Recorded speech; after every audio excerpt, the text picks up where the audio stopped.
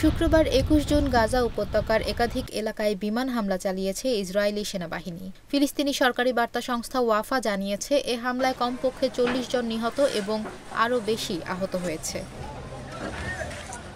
প্রতিবেদনে বলা হয়েছে, ইসরায়েলি সেনাবাহিনী উত্তর গাজা উপত্যকার গাজা সিটি, মধ্য গাজার নুসিরাত এলাকা এবং দক্ষিণে রাফা সহ বেশ কয়েকটি এলাকায় একাধিক রাউন্ড বিমান হামলা ও গোলাবর্ষণ করেছে। রাফার উত্তর পশ্চিমে আল মাওয়াসি এলাকায় কমপক্ষে ২৫ জন নিহত হয়েছে। এখন পর্যন্ত ইসরায়েলি সামরিক বাহিনী এ ঘটনার প্রতিক্রিয়া জানায়নি। শুক্রবার একটি পৃথক প্রতিবেদনে ওয়াফা বলেছে যে পশ্চিম তীরের নাবলুস শহরের দক্ষিণে বেইতা শহরে ইসরায়েলি সেনাবাহিনীর গুলিতে ২ ফিলিস্তিনি আহত হয়েছে।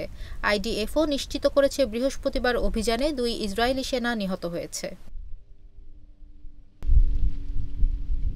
এদিকে ইসরায়েলি সেনাবাহিনী জানিয়েছে, মধ্য গাজার নুসিরাত এলাকা থেকে দক্ষিণ ইসরায়েলের দিকে ৩টি রকেট ছোড়া হয়েছে।